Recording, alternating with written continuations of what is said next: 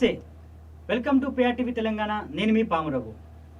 అయితే తెలంగాణ రాష్ట్రంలో ఒక దొంగ బీసీ నినాదంతో బయటికి వెళ్ళిండు.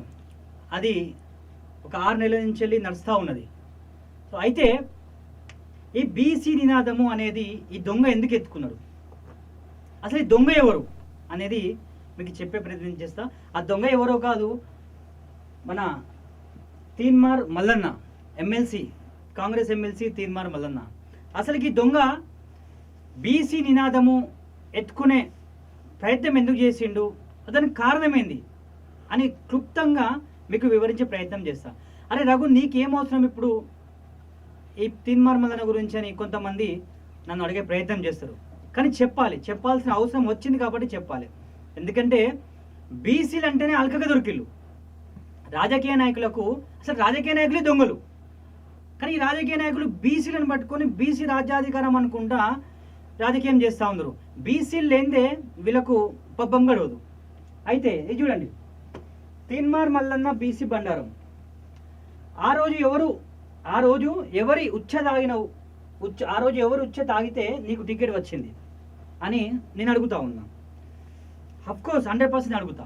ఎందుకంటే ఏ రోజైతే వరంగల్లో మీటింగ్ పెట్టి రెడ్డిలను అంటే ఒక వర్గాన్ని, నేను ఒక బీసీ బిడ్డనే, కానీ ఒక వర్గాన్ని టార్గెట్ చేస్తూ, ఒక వర్గాన్ని మాత్రమే టార్గెట్ చేస్తూ వాళ్ళను తిట్టి పోషించడం తప్పు అది.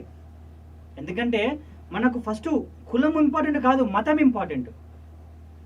ఆ రోజు వరంగల్లో మీటింగ్ పెట్టి రెడ్డిలారా మీరు మా ఉచ్చదాగుళ్ళే అన్నావు తీన్మార్ మల్లన్న. అసలు నీ సంగతి ఏంటి నేను చెప్తా ఇప్పుడు. అసలు నువ్వు ఎక్కడి నుంచి వచ్చినావు, నీ రాజకీయ భవిష్యత్తు ఏంది? హుజూర్ నగర్లో బై ఎలక్షన్లు వచ్చినప్పుడు నీకు పట్టుమని 1000 ఓట్లు రాలేదు. ఆ రోజు ఏం చేసినావు?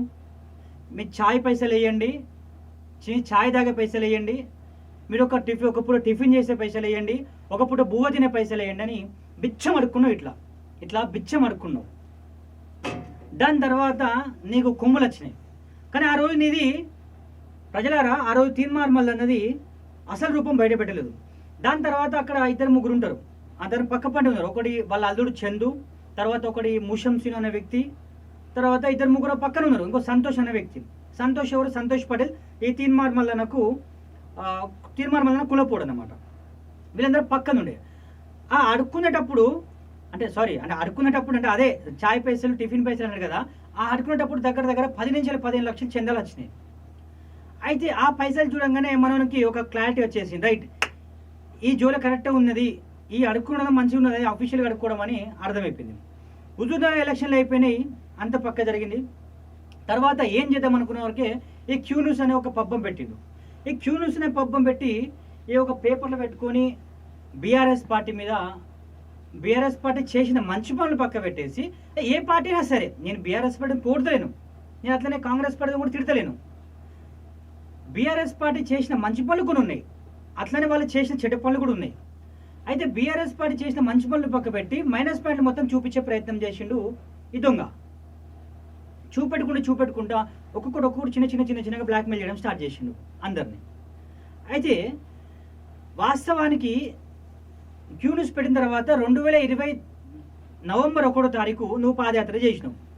నీ పాదయాత్ర చేసినప్పుడు నీ స్టార్టింగ్లో జనగామ జిల్లా నుంచి డాక్టర్ బాబాసాహెబ్ అంబేద్కర్ నియోజకవర్గం నుంచి ఎప్పుడైతే నువ్వు పాదయాత్ర చేసినావో అసలు అప్పుడు నీ పక్కన ఎవరుండే? నీ పక్కన నీ టీం వాళ్ళు అప్పుడు ఎవరుండేనో ఇప్పుడు నువ్వు ఎమ్మెల్సీ అయిన తర్వాత నీ పక్కన ఉన్నారా వాళ్ళు? చెప్పు. జనగామ నుంచి వెళ్ళి ఉమ్మడి వరంగల్, ఉమ్మడి ఖమ్మం, ఉమ్మడి నల్గొండ పాదయాత్ర చేసినావు. అప్పుడు చాలామంది బడుగు బలైన వర్గాల బిడ్డలు ఉండే, మా ఎస్సీ ఎస్టీ బిడ్డలు, బీసీ బిడ్డలు అందరూ ఉండే. అప్పుడు నువ్వు అందరిని కలుపుకొని వెళ్ళిపోయావు. కానీ అప్పుడు నీ ఏ స్వరూపం బయటపెట్టలేదు. ప్రజలారా అయితే నీ ఏ స్వరూపం బయటపెట్టలేదు. దాని తర్వాత కొంచెము ప్రజలకు అర్థమవుతా ఉన్నది. ఎప్పుడైతే ఇతను ఈ ఎమ్మెల్సీ ఏదైతే గ్రాడ్యుయేట్ ఎమ్మెల్సీ 2021లో ఎలక్షన్ జరిగినాయో ఆ మూమెంట్లో ఈ దొంగ టికెట్ అమ్ముకున్నాడని ఒక సమాచారం వచ్చింది. 50 కోట్లకు టికెట్ అమ్ముకున్నాడని ఆ ప్రజలు అక్కడ లోకల్లో అంటే ఎవరైతే నాయకులు ఉన్నారో వాళ్ళు అనుకోవడం జరిగింది. అది నిజమా అబద్ధమా ఆ తర్వాత ఆ సెకండరీ విషయం. దాని తర్వాత ఆర్టీఆర్ అని పెట్టిండు. దాని తర్వాత ఫస్ట్ అంగిలాగు సిద్ధాంతం అన్నారు, ఆ అంగిలాగు పోయింది. ఆర్టీఆర్ అన్నారు, 7200 అన్నారు. అసలు 7200 అంటే ఏంటి అంటే నేను చెప్పే ప్రయత్నం చేసే ప్రజలరా, 7200 సేవ్ 1200 అంటే సేవ్ 1200 అంటే 1200 మంది సేవ్ 1200. ఎప్పుడైతే తెలంగాణ ఉద్యమాలప్పుడు తొలి దశ ఉద్యమాలు కానివ్వండి, మలి దశ ఉద్యమాలు కానివ్వండి, అయితే ఈ 2 ఉద్యమాలలో 1200 మంది ఎవరైతే వాళ్ళ ప్రాణాలు త్యాగాలు చేసిన తర్వాత తెలంగాణ వచ్చిందో ఆ 1200 మందికి 1200 మందిని మేము ఆదుకుంటాము, మా పార్టీ ద్వారా మేము ఆదుకుంటాము, మేము పార్టీ పెట్టబోతున్నా అని సేవ్ 1200 అనేది తీసుకొచ్చిన దొంగ ఇతను. అది అయిపోయింది. అప్పుడు ఎవరెవరు ఉండే, నల్గొండకు సంబంధించిన ఎస్సీ ఎస్టీ బీసీ బిడ్డ నాయకులు ఉండే, తర్వాత వరంగల్కి సంబంధించిన ఎస్సీ ఎస్టీ బీసీ బిడ్డలు ఉండే, ఖమ్మంకు సంబంధించిన ఎస్సీ ఎస్టీ బీసీ బిడ్డలు ఉండే. ఎవరందరినీ ప్రజలారా ఎవ్వరిని కూడా పట్టించుకునే ప్రయత్నం చేయలేదు. అప్పటి వరకు కూడా ఒక్క బీసీ బిడ్డ అని లేదు, ఎస్సీ బిడ్డ అని లేదు, ఎస్టీ బిడ్డ అని లేదు, అందరు మన వాళ్ళే అనుకుంటా పోయాడు. అప్పుడు బీసీ నినాదం మాత్రం ఎత్తుకోలేదు. ఎందుకు? నీకు వచ్చిన 141,000 ఓట్లు ఏవైతున్నాయో తీన్మార్ మల్లన్న చెప్పు. ఆ తీన్మార్ 141,000 ఓట్లు అవుతున్నాయో ఆ 140,000 ఓట్లల్లా నీకు ఓన్లీ బీసీ బిడ్డలు ఓట్లు వేస్తేనే నువ్వు ఆ రోజు సెకండ్ లీడ్లో వచ్చినావు. నువ్వు ఓన్లీ బీసీ బిడ్డలు ఓట్లు. నేను ఒక బీసీ బిడ్డ, ఒక పద్మశాలి బిడ్డగా అడుగుతా ఉన్నా. ఇవాళ నువ్వు ఒక వర్గాన్ని టార్గెట్ చేస్తూ ఉన్నావు కదా అని నువ్వు బీసీ అనుకుంటా పోతా ఉన్నావు. మరి నీకు ఆ రోజు గ్రాడ్యుయేషన్ ఎమ్మెల్సీలలో 141,000 ఓట్లు పడ్డప్పుడు అందులో ఎస్సీల ఓట్లు లేవా, ఎస్టీల ఓట్లు లేవా, ఓన్లీ బీసీల ఓట్లే ఉన్నాయా, రెడ్డిల ఓట్లు లేవా, ఓసీల ఓట్లు లేవా? చెప్పు తీర్మానం వలన చెప్పు, లేవా? అది అయిపోయింది. ప్రజలారా ఎంత దుర్మార్గం అంటే కదా, పాపము ఈ ఎమ్మెల్సీ ఎలక్షన్లప్పుడు ఈయన పక్క పంటి ఉండుకుంటా ఆయన కాళ్ళకు తోలు మరి ఆ అరి పాదాలు మాత్రం అరిగేటట్టు కూడా చెప్పులు అరిగేటట్టు అరి పాదాలు బొబ్బులు వచ్చేటట్టు నడుచుకుంటూ పోయిన ఎల్లం మహారాజ్ అనే వ్యక్తి ఉంటాడు. మన దళిత బిడ్డ ఉంటాడు. వాళ్ళ తండ్రి చచ్చిపోయినా కూడా చూసి ఊరుకొని అతను నిందలేసిన దుర్మార్గుడు ఈ తీన్మార్ మల్లన్న. వాళ్ళ తండ్రి చచ్చిపోతే కూడా పోలేదు. రాత్రి పగలని తేడా లేకుండా కూడా పాపం ఎల్లం మహారాజ్ అనే వ్యక్తి ఈ తీన్మార్ మల్లన్నకి అండదండగున్నాడు. ప్రతి ఒక్క పాదయాత్రలా కానివ్వండి, వాహనయాత్రలా కానివ్వండి, ప్రతి ఒక్క జాగల పాపం కంటికి నిద్ర లేకుండా ఈయనకు ఏదంటా చేసి పెట్టిండు. ఎక్కడంటే అక్కడ పని. ఇదే భువనగిరి నియోజకవర్గంలో లాస్ట్ సభలో ఆయన మెచ్చుకున్నాడు ఇదే వ్యక్తి. కానీ వాళ్ళ తండ్రి కూడా చచ్చిపోతే పోనీ దుర్మార్గుడు ఎందుకు పోలేదు తెలుసా? నువ్వు బీజేపీలో ఎందుకు పోయినావు, బీజేపీలకు ఎందుకు పోయినావు అని నిలదీసినందుకు ఆ రోజు నువ్వు జైల్లో వేస్తే బీఆర్ఎస్ పార్టీ అప్పుడు అధికారంలో ఉన్నప్పుడు బీఆర్ఎస్ పార్టీ ప్రభుత్వం నీకు జైల్లో వేసినప్పుడు అదే బీజేపీ పార్టీని జోకినవు, అదే ధర్మపుర అరవింద్ని జోకినవు, అదే బండి సంజయ్ని జోకినవు. వాళ్ళని జోకి ఇక నిన్ను ఏమో చేస్తారు, ఇక నిన్ను నాశనం అయిపోతా, నా నాశనకాలం అయిపోతుంది, ఇక నన్ను ఏదో చేస్తారు, ఇక నేను ఎంలో కుడిచిపోతా అని నీకు అర్థమైంది. కాబట్టి నువ్వు బీజేపీ పార్టీలో పోయే ప్రయత్నం చేసినావు, అది తలదాచుకునే ప్రయత్నం చేసినావు. ఇక యథావిధిగా నువ్వు ఏదో ఇక పాపం వాళ్ళ బీజేపీ పార్టీ వాళ్ళ మీద ఒక బురద జల్లే ప్రయత్నం చేసి వాళ్ళని పట్టించుకుంటారని. అది నువ్వు పెద్ద దుర్మార్గుని నాయన, నిన్ను ఎవరు పట్టించుకుంటాడు అక్కడ? అసలు నువ్వు పార్టీలో పోయినవి ఎందుకనో వాళ్ళందరూ ప్రతి ఒక్కరు తెలుసు ఆ కేసుల గురించి అని. సో దాని తర్వాత ఈ బీసీ నినాదం అని ఇప్పుడు మొన్న బీసీ నినాదం అని ఎత్తుకున్న తర్వాత మొన్న వరంగల్ సభలో మీరు రెడ్డిలారా మీరు మా ఉచ్చ తాగుండి అన్నావు కదా తీన్మార్ మల్లన్న. చెప్పు, నీ MLC ticket Congress MLC ticket వచ్చిన తర్వాత నువ్వు అసలు టికెట్ వచ్చింది పక్క పెట్టు, ఆ ఎమ్మెల్సీ టికెట్ వచ్చేదానికి నీవు ఎవరెవరు ఉచ్చ తాగినావు, ఎవరెవరు జోకినావు? ఇంకో ఒకనొక టైంలో మేడ్చల్ నియోజకవర్గం టికెట్ రావడానికి టికెట్ నీకు కావాలని ఈ రేవంత్ రెడ్డి నీకు టికెట్ ఇవ్వకపోతే ఆ రేవంత్ రెడ్డి నువ్వు బ్లాక్మెయిల్ చేయలేదా? వైఎస్ జగన్మోహన్ రెడ్డికును నీకు ఎలాంటి బిజినెస్లు ఉన్నాయో, వ్యాపారాలు ఉన్నాయో, ఎట్లా సత్సంబంధాలు ఉన్నాయో నేను బయట పెడతా ప్రజలారా అని రేవంత్ రెడ్డి నువ్వు బ్లాక్మెయిల్ చేయలేదా? పాపం కోమటిరెడ్డి వెంకటరెడ్డిని నిన్ను 2 పంగల్ చీరి నార్కెట్పల్లికి ఒకటి, నకరికల్ ఒకటి 2 పంగల్ చీర వేస్తాను ఏముంది? కోమటిరెడ్డి వెంకటరెడ్డి మంత్రిని. ఈ ఉత్తమ్ కుమార్ రెడ్డిని ఏమన్నావు? ఉత్తుత్త మంత్రి, అది ఉత్తమ్ కుమార్ రెడ్డి ఉత్తమ కుమారుడు, కేసీఆర్కి భజన చేస్తాడు, కేసీఆర్ మోచేతి నీళ్ళు తాగుతాడు అని ఆ అల్లన్ను.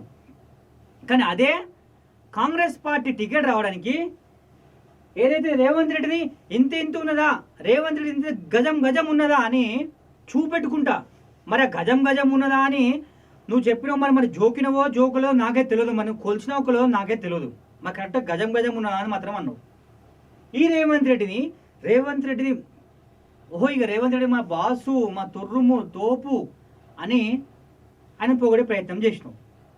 మరి ఈ బీసీ ఇప్పుడు నీకు ఇప్పుడు గుర్తుకొచ్చింది కదా, రెడ్డిలను తిడుతున్నావు కదా. మరి ఆయాళ్ళ ఎప్పుడైతే అసెంబ్లీ ఎలక్షన్ జరిగినాయో కాంగ్రెస్ పార్టీ నాయకులు, రెడ్డి నాయకులు ఎవరైతే ఉన్నారో, మరి ఏం పీకనికి పోయినావు తిన్మార్ మల్లన్న? ఏం పీకని వాళ్ళు ఉచ్చదాగానికి పోయినావు ఆ రోజు. మరి వాళ్ళ తరపున ప్రచారానికి పోయినావు కదా, వాళ్ళు ఉచ్చదాగానికి పోయినావా? పోషిల్లా మంచిగా గౌరవ పెట్టి పోషిల్లా, గొంతులు రాగా ఒక చుక్క కూడా నువ్వు కింద పోనీయకుండా అప్పుడు పోసిల్లా. తర్వాత ఎమ్మెల్సీ టికెట్ వచ్చిన తర్వాత రేవంత్ రెడ్డిని పొగుడుతూ గజం కాదే మంచిగా ఉంటుంది నేను చూసినా అని ఈయనను పొగుడుకుంటూ మళ్ళీ వీరందరూ మనల్ని తెచ్చి పెట్టుకుంటా.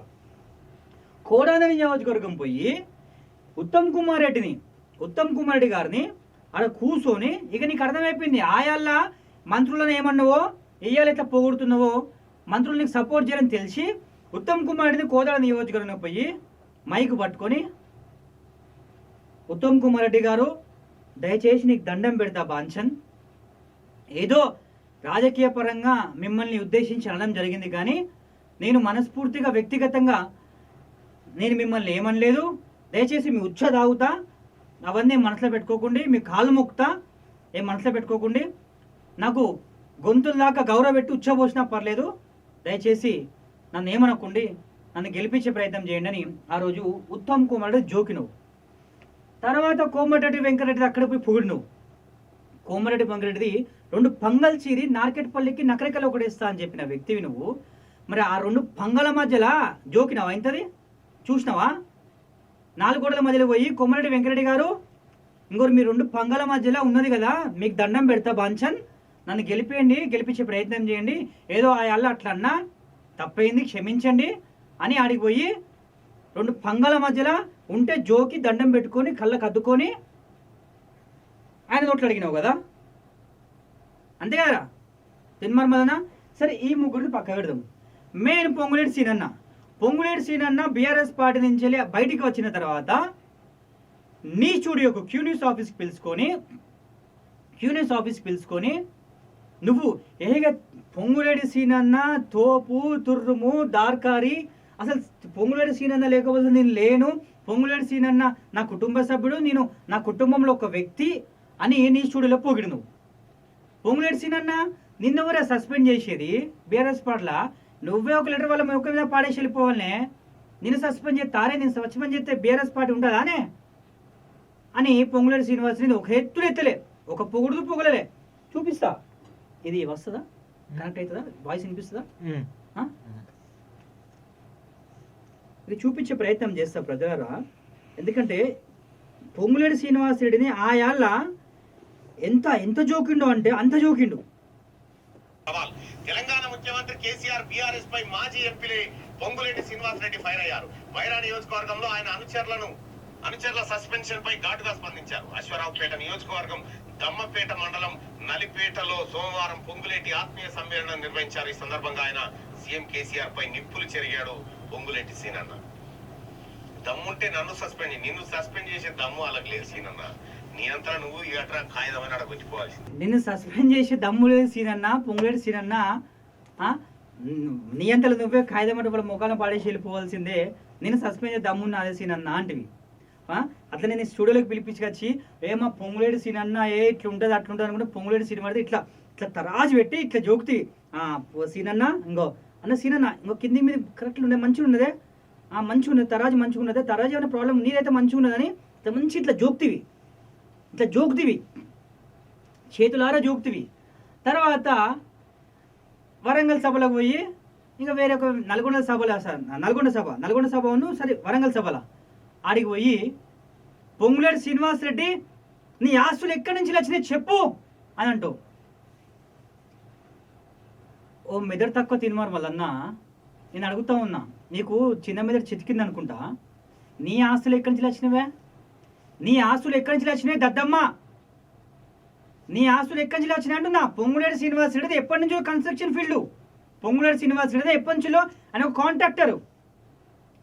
కాంట్రాక్టరు. నేనొక బ్లాక్ మెయిలర్ కాదు. వీని వాని జోకి టికెట్ తెచ్చుకుని వీని వాని జోకి వాళ్ళను వీని దగ్గర బిచ్చం అడుక్కొని ఛాయ్కి పైసలు ఇవ్వండి, మీరు తినే తిండి పైసలు ఇవ్వండి అని అడుక్కునే ప్రయత్నం అనేది చేయలే. నీ లెక్క గదం ఉంటుంది అని తర్వాత మళ్ళీ జోకి తర్వాత మళ్ళీ ఉత్తమ్ కుమార్ రెడ్డిని ఇట్లని అట్లని తర్వాత పంగల్ చేయడానికి పంగల మధ్యలో ఉన్న దండం పెట్టి నీ లెక్క బాంచని బతుకులు చేయలే. పొంగులేడు శ్రీనివాస్ రెడ్డి మొగం లెక్క బతుకులు.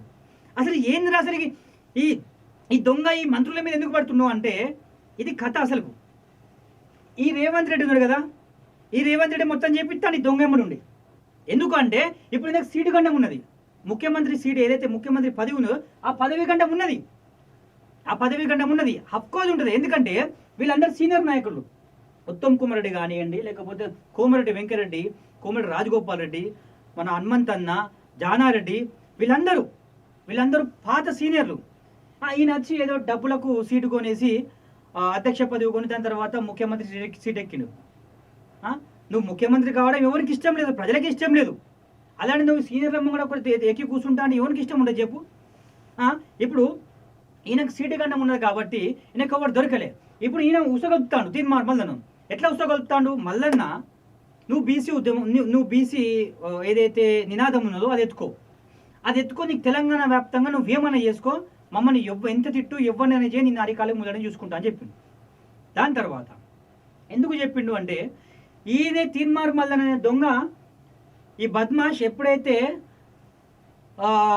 బీసీ నినాదం అని ఎత్తుకుంటూ పోతాడో ఆ పోయిన తర్వాత ఈ బీసీ నినాదం అనేది ఎప్పుడైతే ఒక స్టేజ్కి వస్తుందో వచ్చిన తర్వాత వీళ్ళందరూ మభ్య పెట్టిన తర్వాత ఈయన ఏం చేస్తాడు, ఈ కోమరెడ్డి వెంకరెడ్డిని, పొంగులేటి శ్రీనివాసరెడ్డిని, ఉత్తమ్ కుమార్ రెడ్డిని, రాజగోపాల్ అందరూ ఎవరైతే సీనియర్ నాయకులు జానారెడ్డి వీళ్ళందరూ చూసినావా వీళ్ళందరినీ పిలిపించుకొని అరే ముఖ్యమంత్రి పదవి ఇయ్యాలి కావద్దు రేపొత్తరా నాయన, ఫస్ట్ వాడు బీసీ నినాదం అని ఎత్తుకుంటూ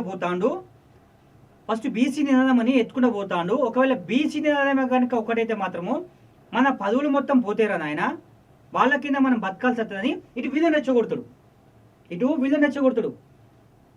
గుంపు మేస్త్రి మామూలుడు కాదు, వీళ్ళ రెచ్చగొడతాడు, ఇటు వీళ్ళ రెచ్చగొడతాడు.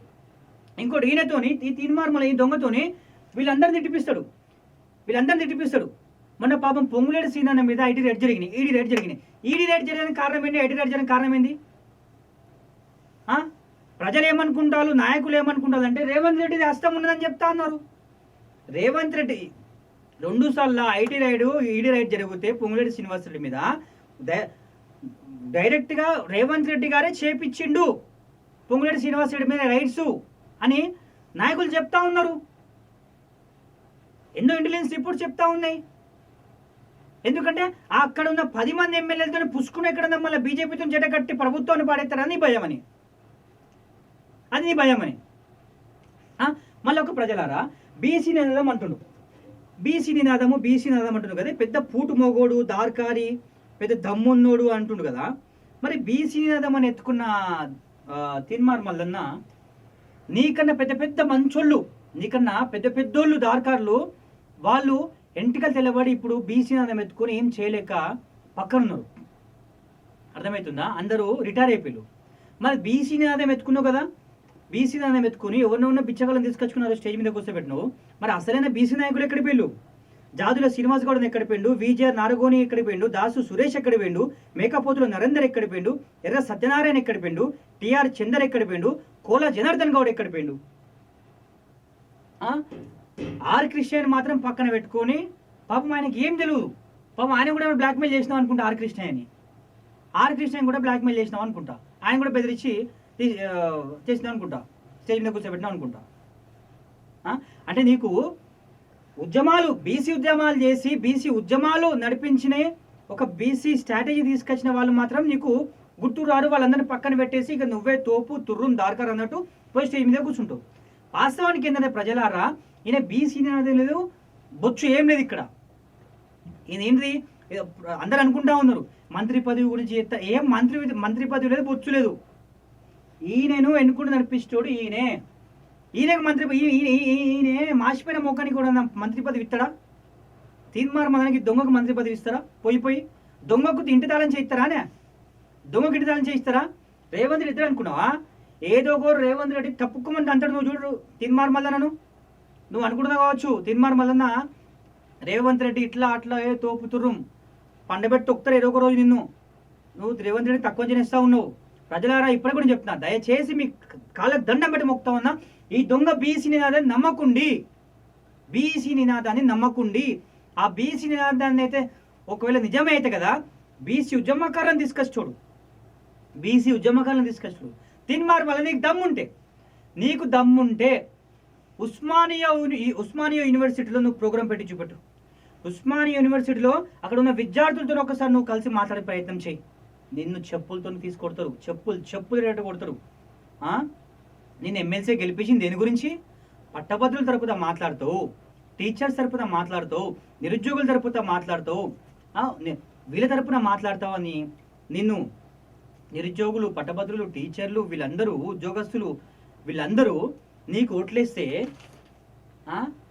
నువ్వు బీసీ నిందామనుకుంటా, మా ఉచ్చదాగండి అనుకుంటా. ఎవనివే నువ్వు జానారెడ్డిని పట్టుకొని ఈ బీసీ లెక్కలు ఏవైతున్నాయో ఈ లెక్కలు మొత్తం గోల్మాల్ చేసి జానారెడ్డి అంటూ. జానారెడ్డికి లేదు సంబంధం. అసలు జానారెడ్డికి ఏం సంబంధం? ఒకవేళ జానారెడ్డికి సంబంధం ఉంటే అనే రాజకీయాలు ఉన్నటోడు, ప్రత్యక్ష రాజకీయాలు ఉన్నటోడు, ఎమ్మెల్యేగా అయ్యి ఇప్పుడేదో మంచి మంత్రి హోదాలో లేకపోతే ముఖ్యమంత్రి హోదాలో ఉన్నటోడు. కానీ లేడు. ఎందుకు లేడు? ఆయనకు అవసరం లేదు రాజకీయాలు. ఇక వాళ్ళిద్దరు కొడుకు, ఒక కొడుకు ఎంపీ, ఒక కొడుకు ఎమ్మెల్యే. ఒక కొడుకు జేవీ రెడ్డి ఉన్నారు, రఘువీర్ రెడ్డి ఉన్నారు, ఒక కొడుకు ఎమ్మెల్యే, ఒకటి ఎంపీ. ఆయనకి ఏం సంబంధం అని నాకు అర్థమవుతలే. కానీ ఆయనకు సంబంధం, ఆయన ఎప్పుడు నీ మీద పగవ. అసలు ఎవరిని పడితే ఈయనకి ఎవరైనా మాడినకుంటే ఏమన్నా ఈయన చెప్పినట్టు చేయకున్నా లేకపోతే ఈయనకు వ్యతిరేకంగా మాట్లాడినా కూడా వాళ్ళ మీద బట్ట కలిసి మీద వేసే ప్రయత్నం చేస్తారు ప్రజలారా. ఇప్పుడు జానారెడ్డిని తిట్టమనేది కోమటిరెడ్డి వెంకటరెడ్డి, తిట్టమనేది పొంగులేటి శ్రీనివాసరెడ్డి, తిట్టమనేది ఉత్తమ్ కుమార్, తిట్టమనేది వీళ్ళందరికీ వ్యతిరేకంగా పోమని చెప్పేది గుంపమేశ్రీ. నేను చెప్తా ఉన్నా కదా. ఎందుకంటే వీళ్ళు ఒక వర్గాన్ని పట్టుకొని, ఒక మంత్రులను పట్టుకొని, సరే మంత్రులను పక్కన పెడదాం, ఒక వర్గాన్ని పట్టుకొని ఉచ్చదాగండి, నాది బీసీలో ఉచ్చదాగండి అని అంత పెద్ద మాడినప్పుడు ఈ గుంపమేశ్రీ ఎందుకు ఒప్పుకున్నాడు అనుకుంటున్నావు? అంత పెద్ద మాట అంటే ఒకనొక మీటింగ్లో ఈయన ఏమన్నా తెలుసా? గుంపమేశ్రీ బెంగళూరులో కర్ణాటకలో మీటింగ్ జరిగినప్పుడు మీ పార్టీలు ఇక్కడ అధికారంలో ఉన్న కాంగ్రెస్ పార్టీ కానీ బీజేపీ పార్టీ కానీ ఏ పార్టీ కానీ ఇక్కడ తెలంగాణ అధికారంలో ఉన్నాయంటే ఆ పార్టీని మా రెడ్డిల చేతులకు ఇవ్వండి, మా రెడ్డిలకు అప్పచెప్పండి, అప్పుడైతేనే మీ పార్టీ అధికారంలో ఉంటుందని చెప్పినావు. ఈ గుంపమేశ్రీ చెప్పాడు. అలాంటిది మా ఉచ్చదాగుండి బీసీలో ఉచ్చదాగుండి ఇంత పెద్ద మాట నాకు తీన్మార్ మల్లన్న ఇప్పుడు ఒక మాట నాకుంటూ ఉందంటే రేవంత్ రెడ్డి మీరు అర్థం చేసుకోవాలి ప్రజలారా, అర్థం చేసుకోవాలి. ఎవడో ఒకడు మాజీ మంత్రి ఒక వ్యక్తి వాళ్ళ మాజీ మంత్రి బీఆర్ఎస్లో ఉన్న మాజీ మంత్రి ఈయనను అరే అన్నందుకే అరే అంటావారా దొంగ నా కొడుకు అని అమ్మ నా బూతులు తిట్టి నేనే. అలాంటిది ఉచ్చదాగుండే మా బీసీలో ఉచ్చదాగుండే ఎంత పెద్ద మాట నన్నుకు నేను ఒక మాట అంటలేడే. నేను ఒక బీసీనే, నేను ఒక పద్మశాలి బిడ్డనే, ఒక పద్మశాలి బిడ్డగా అడుగుతున్నా. నేను నీ టీంలో ఉన్నప్పుడు, నీ తీన్మార్ మల్లన్న టీంలో నేను ఉన్నప్పుడు నువ్వేం చేసినావు? ఏమంట కట్టినావు చెప్పు. చిలక ప్రయాణ ఒక దళిత బిడ్డ, మరి చిలక ప్రయాణం ఎందుకు అది చేసినావు? ఆయన మీద నిందేసినావు? దళిత బిడ్డానా? సరే ఓకే, నువ్వు బీసీ బిడ్డ అంటున్నావు కదా, బీసీ నేను ఒక బీసీ బిడ్డనే కదా, ఒక పద్మశాలి బిడ్డను. నన్నేం చేసినావు? ఎంతోమంది బీసీ బిడ్డ వెనక తిరిగిళ్ళు, ఎంతోమంది బీసీ బిడ్డలు వెనక తిరిగిళ్ళు, ఎవరికి ఒక న్యాయం చేయలే. దయచేసి ప్రజలారా, ఒకవేళ కనుక బీసీ నినాదం ఎత్తుకుని వస్తే మాత్రం ఇంకోటి చెప్తా ఉంది కదా ప్రజలారా, మొన్న ఒక మీటింగ్ పెట్టిన, ఒక ఫంక్షన్ హాల్లో ఏదో బ్యాంకెట్లో మీటింగ్ పెట్టిండు, బీసీ సభ బీసీ నినాదం గురించి పెట్టిండు. ఆడ మొత్తం ముందు కాపులే, ఎవరు గంగుల కమలాకరు, బండి సంజయ్, ఇంకా వేరే వేరే ముందు కాపు వడ్డిరాజు రవిచంద్ర, వీళ్ళందరూ మొత్తం ముందు కాపులే అక్కడ. మరి అది ముందు కాపు మీటింగా లేకపోతే బీసీ మీటింగ్ అర్థమవుతుంది. ఈయన ఏంది వెల్మోళ్ళు ఏలిండు రాష్ట్రాన్ని, రెడ్డోళ్ళు ఏలిండు రాష్ట్రాన్ని, కాపోలు ఎందుకు వెళ్ళొద్దని. అరే దుర్మార్గుడా, నీకన్నా తోపులు ఉన్నారు మునురు కాపులల్లా, నీకన్నా తోపులు ఉన్నారు మునురు కాపులల్లా. ఇక బీసీ నినాదం పెట్టుకొని ప్రజలారా ఒకటి చెప్తా, గుర్తుపెట్టుకోండి. నేను ఒకటి చెప్తా, ఒక చిన్న కథ చెప్తాను. అయితే ఒక ఊరు ఉంటుంది, ఆ ఊర్లలో రైతులు మంచిగా పచ్చగా పంటలు పండించుకుంటా షేళ్ళల్లో అంది వేదావిధిగా వాళ్ళు కొనసాగిస్తుంటారు. అయితే ఒక గాడిద పంటలు మొత్తం నాశనం చేస్తుంది, చేతికి వచ్చిన పంట మొత్తం నాశనం చేస్తుంది. ఈ నుంచి ఆటో తిరుగుకుంటా, అక్కడి నుంచి ఈ మూలకు తిరుగుకుంటా మొత్తం పొలాన్ని మొత్తం చేను మొత్తము అక్కడ వడ్లు బిడ్లు అన్ని తినే ప్రయత్నం చేస్తుంది, మొత్తం చేను మొత్తం నాశనం చేసే ప్రయత్నం చేస్తుంది. కానీ ఇక్కడ ఉన్న ప్రజలు మాత్రము ఆ గాడిదను ఏం చేయలేకపోతారు. ఎందుకు ఏం చేయలేకపోతారు అంటే, ఆ గాడిద మీద శ్రీరామ రక్ష అనేది, జై శ్రీరామ్ అనేది ఒక బొంత ఉంటుంది. ఆ బొంత మీద జై శ్రీరామ్ అని రాసి ఉంటుంది గాడిద మీద. అందుకని ఆ గాడిదను కొట్టలేరు. ఎందుకంటే ఆ గాడిదను కొడితే పుసుకున్న దేవుని కొట్టినట్టు, కానీ ఆ రైతులు పాపం అక్కడ ఊర్లో ప్రజలు ఆ గాడిదను ఏం చేయరు. మరి దీని దురదృష్టం, గాడిద దురదృష్టం ఏంటంటే, ఒకనొక రోజు అది మళ్ళీ ఎట్లనే షేళ్ళకి వచ్చి పొలాలు మొత్తం ఖరాబ్ చేస్తూ ఉంటే, ఒక ముళ్ళకంపకు ఈ గాడిద మీద ఉన్న బొంత అవుతుందో, ఆ బొంత ఆ ముళ్ళకంపకు తట్టుకొని అది వెళ్ళిపోతుంది. ఈ గాడిద మళ్ళీ తిరుగుతూ ఉంటుంది ఆ షేళ్ళ పంటి పొలాల పంటి, ఆ బొంత తన నుంచి వెళ్ళిపోయిందని నాకు తెలియదు. ఇక ఊర్లో ప్రజలు ఎవరైతే ఉంటారో రైతులకి ఇట్లా ఇక మంచి చింతపరికలు పట్టుకొని మంచి కట్టెలు పట్టుకొని ఇయ్యర మీద చూపుతాడని. ఎందుకు? ఆ బొంత వెళ్ళిపోయింది కాబట్టి. అదే ఈ దొంగది కూడా అంతే. ఇప్పుడు బీసీ నినాదం ఎత్తుకున్నా కాబట్టి నన్ను ఎవరు ఏం పీకలేరు, నన్ను ఎవరు ఏం చేయలేరని. అంటే ఏమన్నా అంటే నా మీద ఈగవాలన్నా, నా మీద ఏమైనా కూడా నేను ఒక బీసీ బిడ్డ, నన్ను ఒక బీసీ బిడ్డ ఇట్లా చేస్తారా, ఒక బీసీ బిడ్డని ఇట్లా చేస్తారా అంట. కానీ నువ్వు బీసీ కాదు, నువ్వు బీసీ అసలైన బీసీ నువ్వు కాదు, అసలైన బీసీ మేము. ఒకవేళ నువ్వు బీసీ వైద్య ఉంటే నువ్వు పటేల్ అనేది పిలిపించుకుంటావు అంటున్నా.